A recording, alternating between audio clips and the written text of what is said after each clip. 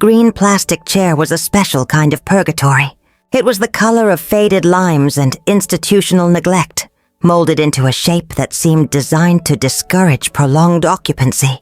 I sat in it, my name, Cecilia Stone, called forth from a list and waited to be told the state of my own heart.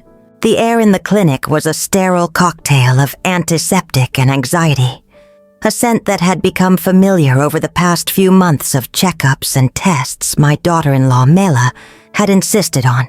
"At your age, Cecilia, you can't be too careful," she'd said, her voice a masterful blend of condescension and performative concern. I'd nodded, the good, compliant mother-in-law, and made the appointments. It was easier than arguing, a habit I'd perfected over a lifetime of putting my own needs last. When my phone vibrated in my worn leather purse, a relic from a more hopeful time, I felt a familiar, foolish leap in my chest. It was Isaac, my eldest, the one who used to cling to my leg, his small face buried in my skirt, whispering, "Don't go, Mommy." That boy, with his scraped knees and unwavering faith in my ability to fix anything with a kiss and a cookie, was long gone.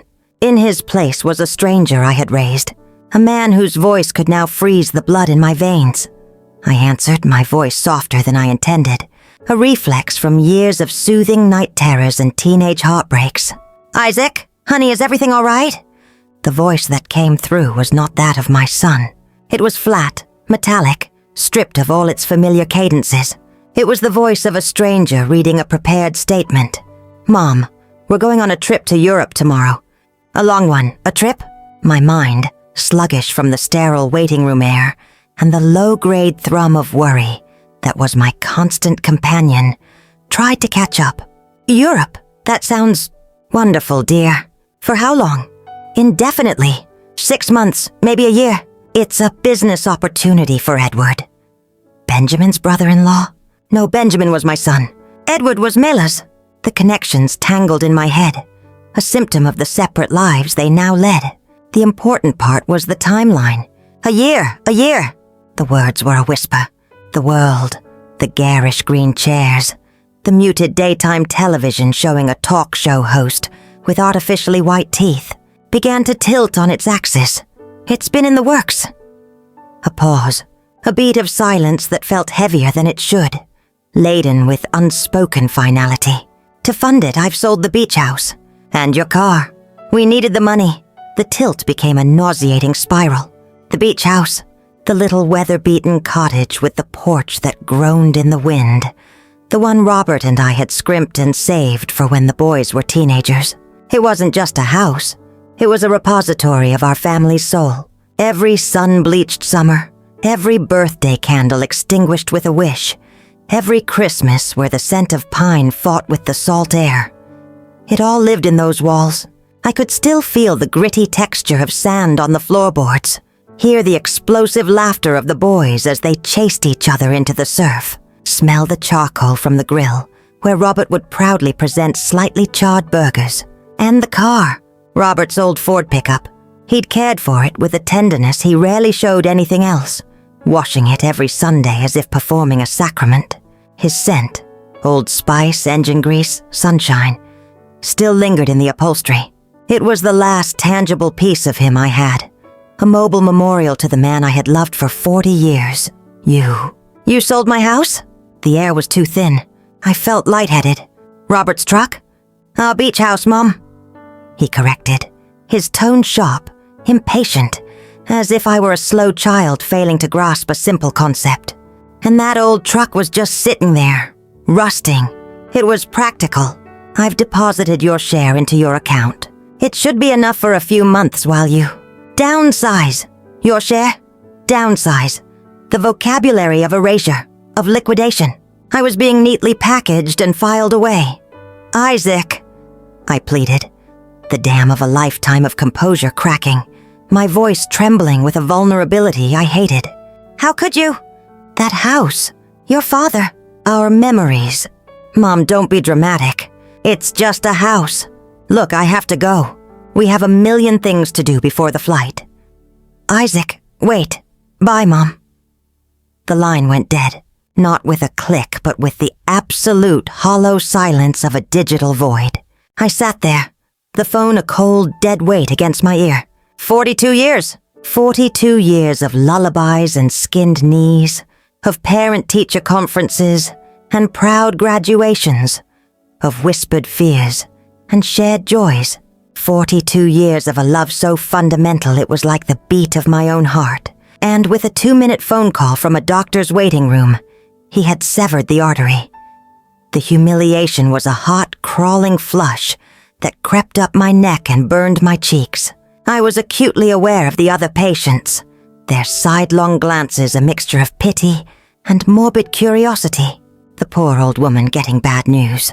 They had no idea. The nurse appeared, her face a mask of professional neutrality. Cecilia Stone?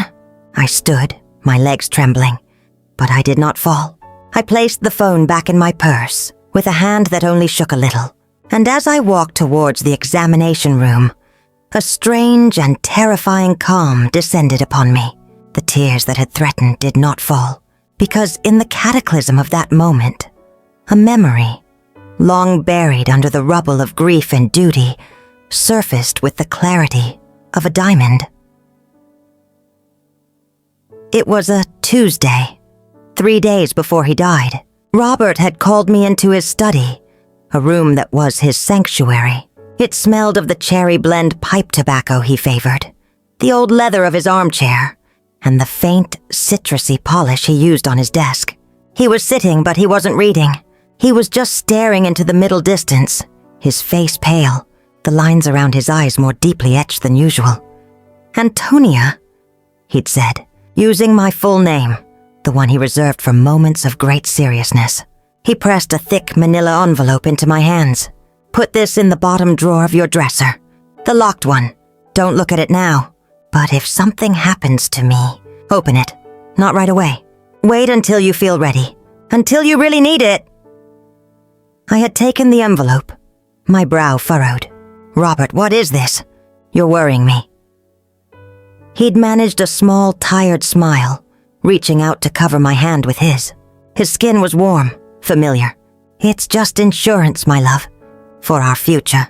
A future I plan to be in for a long, long time, but just in case, promise me you'll put it away and forget about it until you need it." I had promised. And then, 3 days later, he was gone. A massive heart attack at the breakfast table. His last words a gentle, "Good morning, my love," as he set my coffee down. Grief is a thief. It steals time, memory, and clarity. In the raw, aching months that followed, the envelope had been forgotten, buried under the crushing weight of loss, the endless funeral arrangements, the well-meaning but exhausting visits from friends and family who didn't know what to say. Mela's sudden increased presence in my life, which I had naively mistaken for filial devotion, had further clouded my mind. She'd taken over the practical matters, organizing, sorting, helping. Now, I saw it for what it was, a reconnaissance mission. The doctor examined me, his hands efficient and impersonal. "Blood pressure is elevated, Cecilia, but that's to be expected given everything." He meant the grief, the loneliness. He had no concept of the fresh seismic betrayal that had just redefined my world. "Otherwise, you're in remarkably good health for your age. Just try to rest, reduces stress." I nodded, a hollow smile etched on my lips. Reduce stress. My son had just orchestrated the financial and emotional equivalent of a home invasion, and he was telling me to relax. The bus ride home was a journey through a ghost town of my own making. Every landmark was a memorial to a betrayal I was only now beginning to comprehend. The park where I'd pushed the boys on swings that squeaked with their laughter.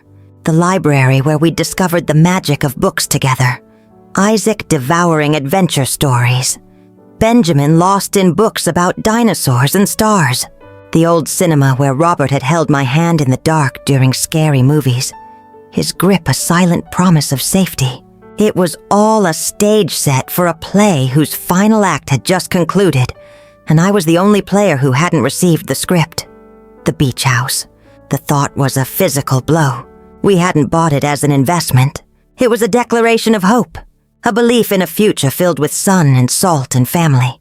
I could still see Isaac, 10 years old, his hair a sun-bleached mess, triumphantly holding up a starfish. I could see Benjamin, quieter, more introspective, building intricate sandcastles that the tide would inevitably claim, teaching him a lesson in impermanence I don't think he ever learned.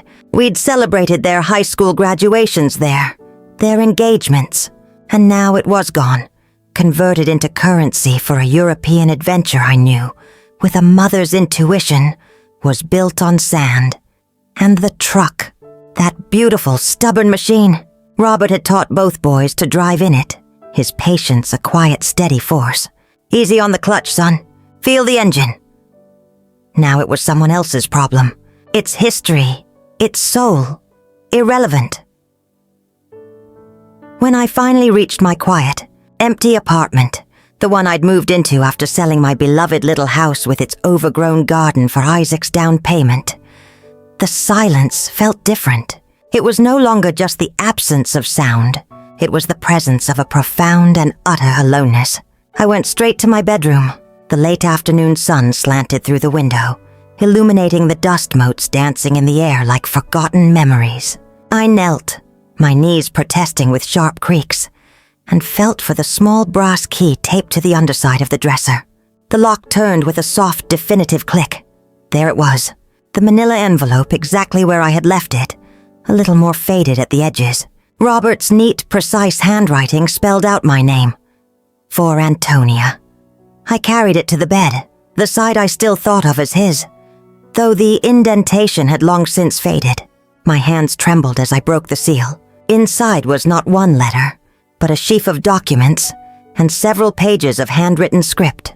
I unfolded the letter first, my eyes drinking in the familiar script, a wave of love and loss so potent it stole my breath.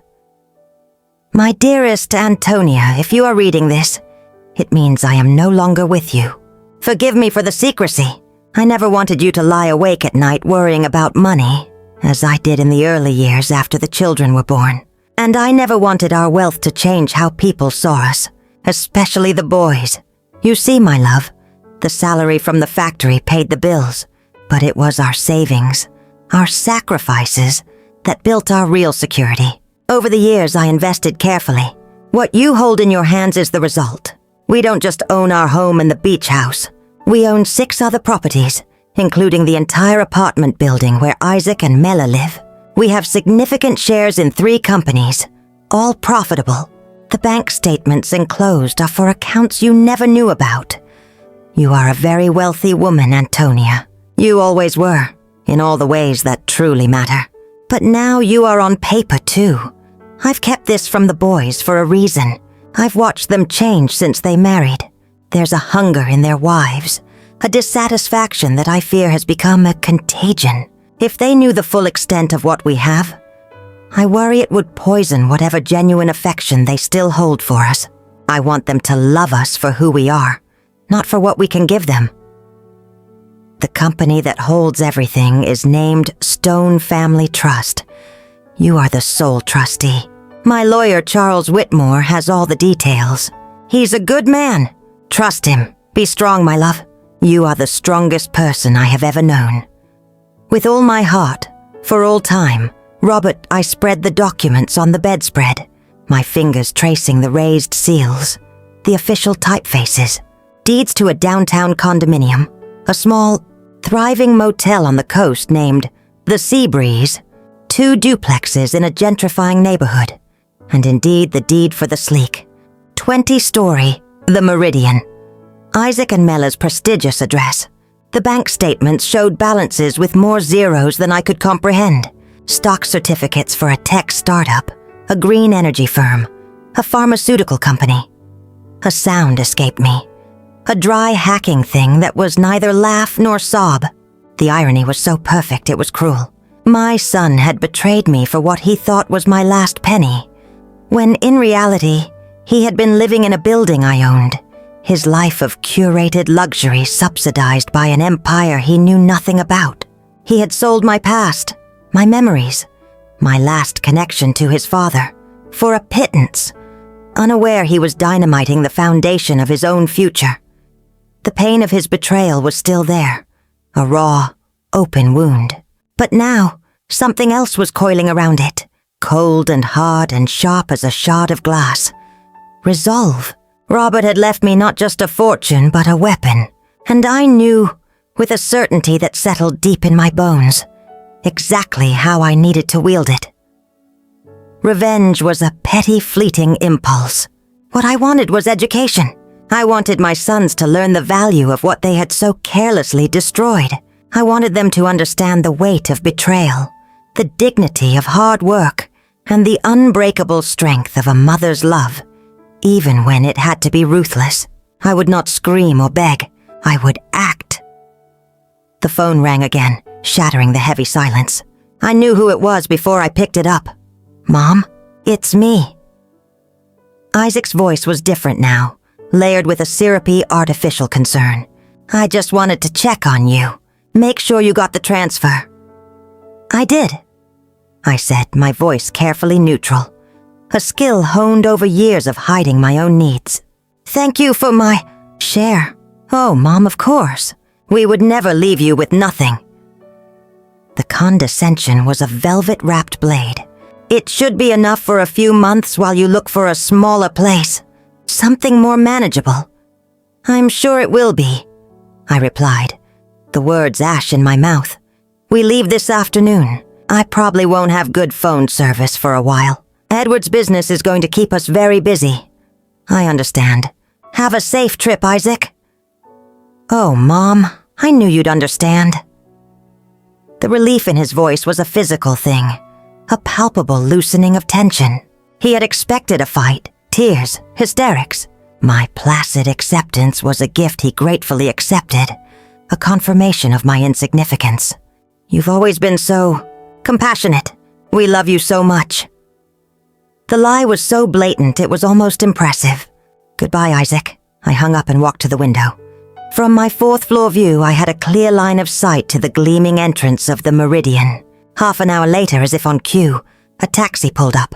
Edward emerged first, loading sleek, expensive luggage into the trunk. Then Isaac and Mela, she in a cream-colored trench coat that screamed money, he in a blazer that likely cost more than my monthly pension. They were laughing, his arm around her waist, her face tilted up to his, radiant with excitement. They looked like characters in a magazine, embarking on a grand adventure. They never once looked toward my window. They never waved goodbye. They got into the taxi and disappeared down the street, off to their new life, funded by my old one. As the taxi vanished from sight, I picked up my phone, my movements deliberate and calm. I dialed the number from Robert's letter, Charles Whitmore's office. A crisp, efficient female voice answered. "This is Antonia Stone," I said, my voice steady, the tremor gone. "I need to speak with Mr. Whitmore. It's urgent." Charles Whitmore was a man who embodied the word avuncular. In his late 60s, with a kind, intelligent face and a head of carefully groomed silver hair, he had handled Robert's will and the probate with a gentle efficiency I had deeply appreciated. His office was a testament to old-world stability. Dark wood, deep leather chairs, walls lined with legal tomes, and the faint, pleasant smell of lemon polish and good whiskey. When I laid the contents of the manila envelope on his polished mahogany desk, his eyebrows rose nearly to his hairline. He took his time, reading through each document with a careful, practiced eye. "Antonia," he breathed, finally looking up at me, his expression a mixture of awe and disbelief. I knew Robert was a shrewd man, but this is extraordinary. He was sitting on a real estate and investment empire. "It seems my husband was full of surprises, Charles." "This changes everything," he said, leaning back in his chair and steepling his fingers. "The sale of the beach house was completely illegal. Isaac had no legal standing, no power of attorney. Nothing. We can have it reversed immediately. The title will be cleanly returned to the trust, and given the fraudulent nature of the sale, we can and should file criminal charges. No, I said, my voice firm, leaving no room for argument. No charges. Not yet? He looked puzzled, his legal mind struggling with the illogic of it. Antonia, with all due respect, why not? This is a clear case of fraud. He stole from you. What would it accomplish, Charles? A fine? Probation? It would only create more animosity, more drama. It wouldn't teach him what he needs to learn. He studied me, his sharp eyes missing nothing. What would you like to do then? I want you to get the house back, quietly. I want you to nullify the sale of the truck and get it returned. And I want you to help me assume complete, direct control of the Stone Family Trust, particularly the Meridian Apartments. I want my name on everything, with no intermediaries. That's all easily within our power. The legal machinery will take a few weeks, but it's straightforward. But Antonia, if I may, why the secrecy? This is your property. You have every right to reclaim it publicly, to show them exactly what they tried to take from you. I leaned forward, my hands folded neatly on his desk, my gaze steady. Charles, my son believes he has left me destitute. He believes he has taken everything from me, and that I am now a problem to be managed from a distance. I want him to continue believing that. A slow, dawning understanding lit his eyes. He saw not a vengeful widow, but a strategist. I see. You're setting a stage. I'm teaching a lesson, I corrected gently, though my words were iron. The kind that can't be learned from a lecture or a scolding or a day in court. It has to be lived. He needs to experience the full, unvarnished consequences of his actions. He needs to hit the bottom he so carelessly pushed me toward. He was silent for a long moment, assessing me. I could see the wheels turning, the lawyer in him warring with the human being. Finally, a small, grim smile touched his lips. Robert always said you were the steel in the family's spine, that behind the gentle smile was a will of tempered iron. Very well. I am your counsel. Your wishes are my command. Over the next few weeks, I lived a double life worthy of a spy novel. Publicly, I was Cecilia Stone, the recently widowed, newly impoverished woman, an object of pity for my neighbors. I accepted casseroles from Brenda, my lifelong friend and confidant, with a grateful smile, listened to her outraged gossip about Isaac's shameful departure, and carefully maintained the facade of a woman just barely scraping by, worrying about her next rent payment. Privately, I was the CEO of a hidden empire. With Charles's guidance, I immersed myself in the world of property management, stock portfolios, and corporate law. I spent my afternoons at the public library, reading books on finance and investment strategies.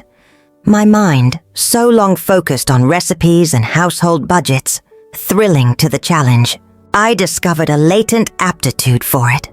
A logical, strategic mind that had been dormant beneath decades of homemaking and motherhood.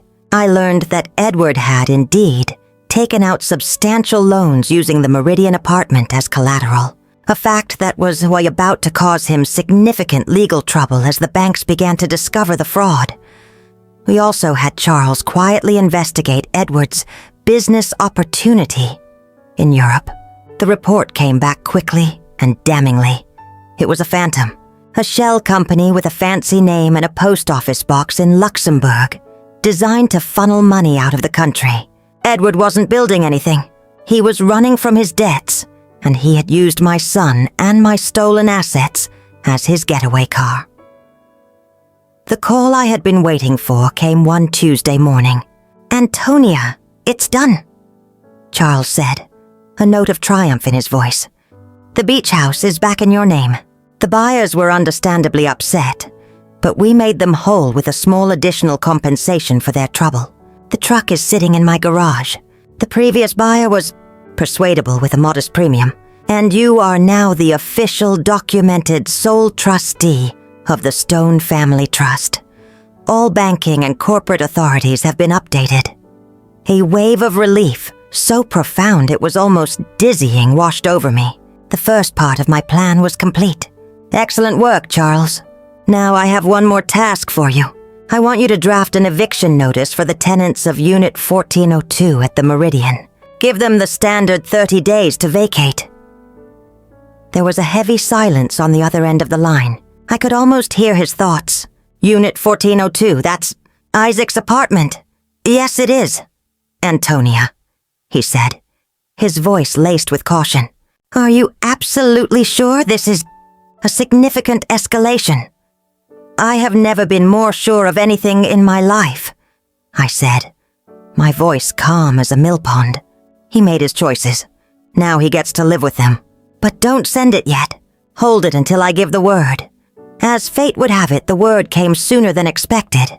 Brenda, my ever-reliable neighborhood news service, came bustling over that very afternoon, her face flushed with the thrill of a fresh scandal. "Cecilia, you will not believe it," she announced, settling herself at my kitchen table without being asked. "A privilege earned over 40 years of friendship. Edward is in such trouble. The banks are after him. It seems he borrowed a fortune against that fancy apartment, but it turns out he doesn't even own it. There's talk of fraud, of forged documents. And Isaac? Poor dear, he's coming back, alone.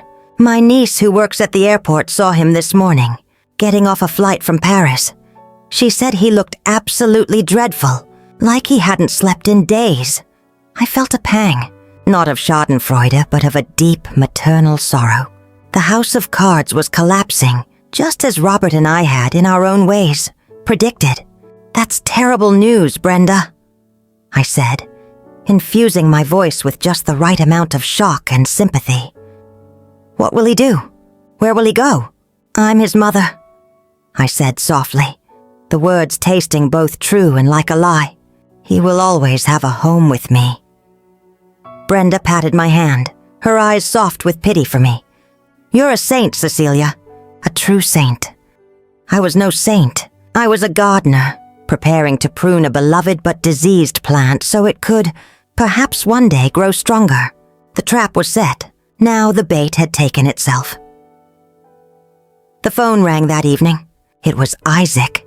His voice was a broken thing, stripped of all its former arrogance, the metallic tone replaced by the raw crackle of despair. "Mom," a sob escaped him, ragged and ugly. "Mom, I'm back. I'm at the apartment, but I can't get in. Edward has the keys. I had to beg the super to let me in. Mom, it's all gone wrong. Everything." "Oh, honey," I said, layering my voice with concern, playing the part I had written for myself. "What happened?" "He left me, Mom, in Paris. He ran off with some waitress from our hotel.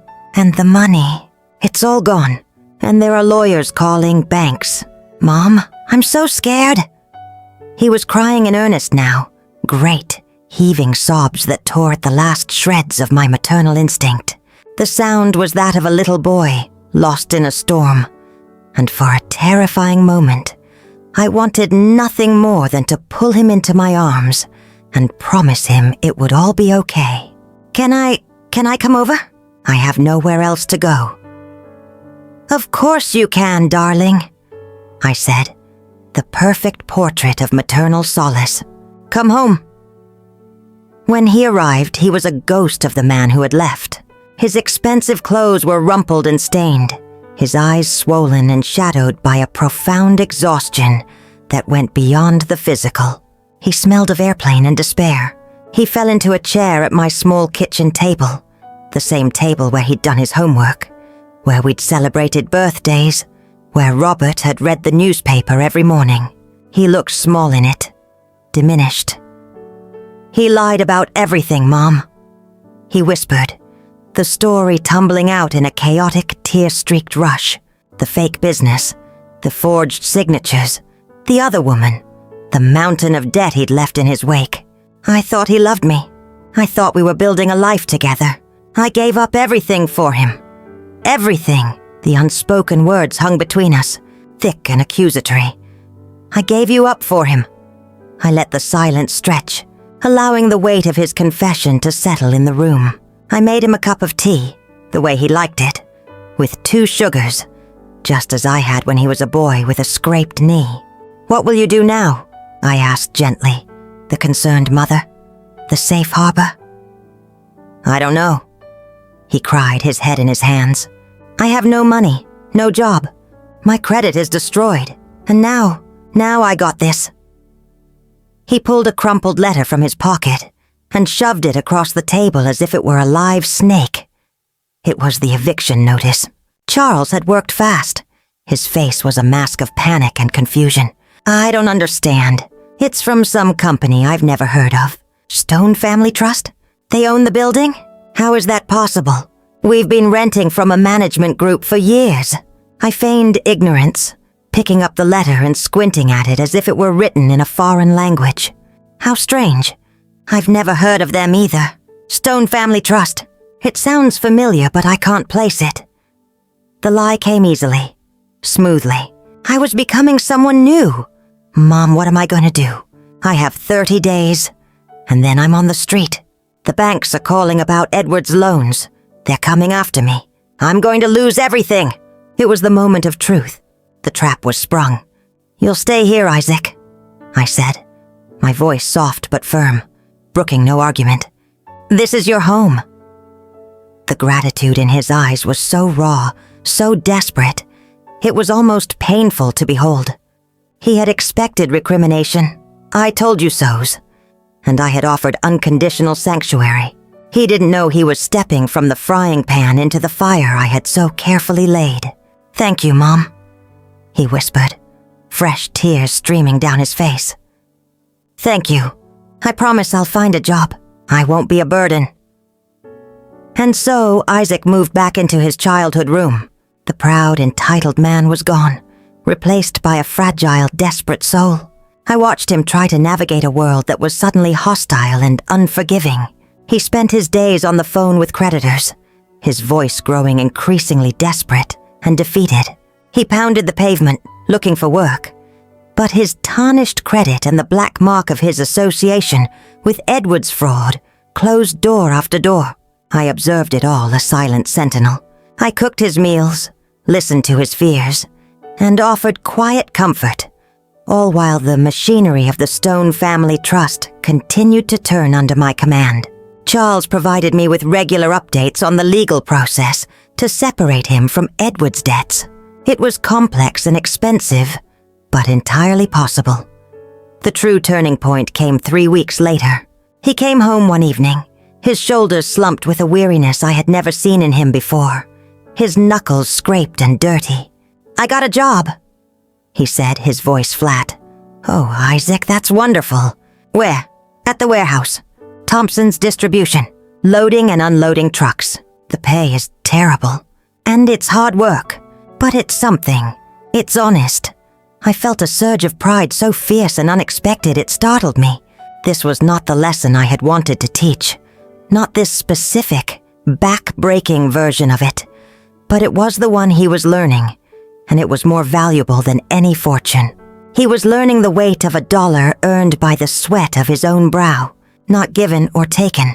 I'm proud of you, I said, and for the first time since his return, I meant it without any hidden agenda, without any calculation. He looked at me, his eyes shimmering with unshed tears, and let out a short, bitter laugh. No one's ever been proud of me for loading boxes before. I'm proud of you for not giving up, I clarified, my voice soft. I'm proud of you for doing what needs to be done. He just nodded, too tired and emotionally raw to say more, and went to shower the grime of honest labor from his skin. As the weeks turned into a month, a subtle change came over Isaac. The desperation began to harden into a grim determination. The self-pity evolved into a quiet, weary acceptance. He came home from work exhausted, his body aching, but with a new kind of dignity in his posture. He started talking about the other men he worked with, their struggles to provide for their families, their dark humor in the face of hardship, their simple, unvarnished camaraderie. He began to see his own situation not as a unique tragedy, but as part of a larger, harsher reality. He had been insulated from his entire life. The bubble of privilege he had lived in with Mela had popped, and he was seeing the world without its gilded filter. One evening he sat down with me after his shower, his hair still damp, his movements slow with fatigue. "Mom, I've been thinking," he said, his voice more thoughtful than I'd heard it in years. "This job, it's a dead end. I can't do this forever. I want to go back to school. I want to learn a trade, maybe HVAC or electrical work. I see guys at the warehouse who have those skills. They have side businesses. They're their own bosses. It's hard work, but it's respectable. It's something you build." It was the moment I had been waiting for. The lesson had been learned, not just intellectually, but in his bones. The seed of humility, of self-reliance, of wanting to build rather than acquire, had been planted in the barren soil of his own suffering and was beginning to sprout. It was time for the final act. "Charles," I said into the phone the next morning, my heart pounding not with nervousness, but with a sense of impending resolution. "It's time. Set up a meeting at your office for tomorrow, and bring all the documents." The scene in Charles Whitmore's office the following day was one of the most emotionally charged of my life. Isaac was nervous, clutching the arms of the expensive leather chair, looking out of place in his clean but worn work clothes, when Charles, with his usual professional calm, laid out the evidence of Edward's fraud and explained that, through a complex legal process, he was now completely free of the debts. His reaction was one of stunned, disbelieving silence. "But how?" he finally stammered, looking from Charles to me and back again. "Who paid for this? This must have cost a fortune." Charles looked at me and gave a slight, almost imperceptible nod. It was my cue. "Isaac?" I began, my voice quiet but clear in the hushed room. "There's something you need to know.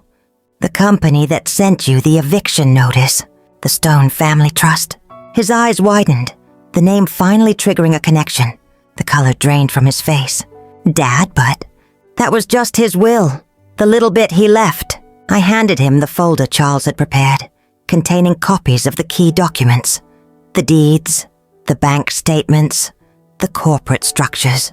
It was much, much more than that. He took the folder with trembling hands and began to read. I watched his face as he processed the information, a kaleidoscope of emotions flashing in his eyes. Confusion, disbelief, shock, and finally, a dawning, horrifying comprehension that seemed to suck all the air from the room. When he finally looked up, his eyes were filled with a pain so deep it seemed to have physical weight.